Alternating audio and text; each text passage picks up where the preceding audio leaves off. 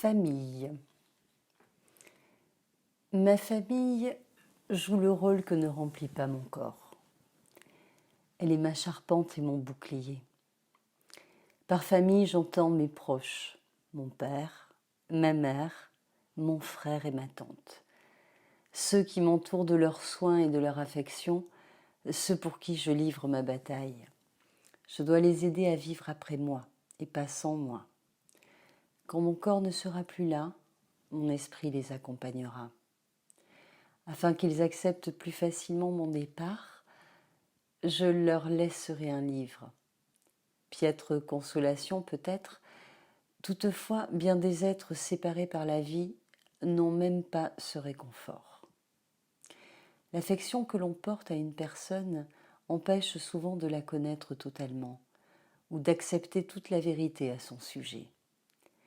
Ainsi mes proches repoussent l'idée de ma mort et ne peuvent se résigner à voir mes capacités physiques se dégrader.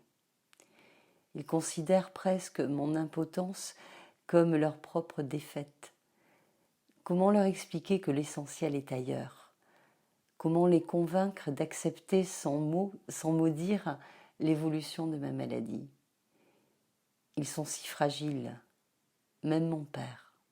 Je dois les protéger. La famille, en accord avec le modèle indiqué dans la Bible, est une cellule forte, capable de résister aux tempêtes extérieures tout en restant unie.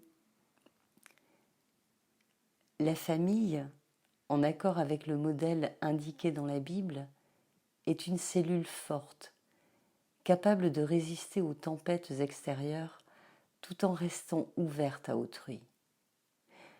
Chacun a sa place et il doit la connaître. Les sages disent à ce sujet: qui est l'homme sage? Celui qui connaît sa place. La famille rassemble et les générations s'y confondent sans que soient toutefois négligées les différences d'âge. Le père et la mère sont comme deux piliers qui tiennent l'édifice tout entier. Le respect qui leur est dû est à la base des lois que doivent suivre les enfants.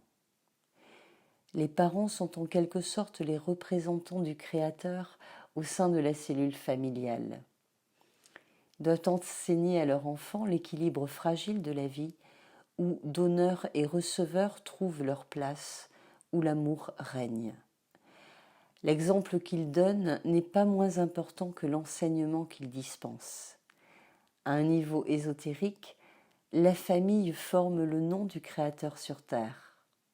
Le père, la mère, le fils et la fille représentent les 4 lettres du tétragramme. Tout existe afin de réaliser la volonté du ciel et de la dévoiler ici-bas. Ainsi, le foyer familial est un petit temple où le bien des mondes spirituels et matériels doit constamment être maintenu. La Torah prévoit donc des rendez-vous familiaux afin de souder et renforcer les liens entre les membres de la famille. Le Shabbat est l'un de ces moments privilégiés où le retour sur soi est possible. Dans mes premières années, j'ai été entourée de beaucoup de bruit, d'allées et venues incessantes, des inconnus nombreux qui venaient voir ma mère et prendre des nouvelles d'Idan. Ils jetaient un regard furtif sur moi, me donnaient un baiser et parlaient fort. Ce bruit permanent faisait partie de ma vie, il était l'expression de l'identité de ma famille, notre façon séfarade de vivre. S'il s'interrompait totalement, il me manquerait. Lorsque j'écris, je dois m'en couper pour mieux me concentrer. Toutefois, cet effort me coûte peu. J'aime ce bruit. Les liens affectifs qui unissent notre famille s'expriment de façon chaleureuse et bavarde. Généreux, ils s'étendent au vaste cercle des amis. En esprit, je participe aux épanchements de gaieté ou de tristesse des miens qui parfois frôlent l'hystérie ou le burlesque. Les séfarades font partager leur douleur par des cris et des pleurs, leur allégresse par des rires tonitruants et des repas plantureux. Leur tendresse s'exprime par des effusions et des embrassades qui n'en finissent pas. Ils sont d'un naturel plus expansif que les Ashkénazes. Ils ont les mêmes problèmes, mais ils les résolvent autrement. Dans ma vie précédente, j'étais ashkénaze. Nous étions heureux, mais avec une retenue qui confinait à l'austérité. Jamais je n'aurais pu hurler mon amour pour mon époux. Aujourd'hui, si j'étais mariée, le monde entier saurait quel est cet amour qui nous lie. Ce n'est pas un manque de pudeur. L'eau chaude et l'eau froide ont leur utilité. L'eau tiède ne sert à rien. Je suis un fruit d'amour, je suis emplie de chance et je ne suis pas fâchée d'être handicapée. Je ne veux pas perdre de temps, alors je rêve. J'ai un jardin secret, je veux te le dire. Je suis très grande dans mon jardin secret. Je suis vivante et je cours et je danse et il est facile de vivre dans mon jardin secret. Et puis je change d'image. Je suis dans un jardin où il y a des fleurs et je vais aller libre vers la mort. J'écris une chanson pour la vie, alors je rêve. J'ai une vie de bonheur, j'ai une vie de folie, je suis libre et vivante et je danse avec toi sur ma chanson. Je tue la mort et je partage ta vie. Et puis je change d'image. Pourquoi la vie me ravit? Pourquoi je perds ma sensation de vie?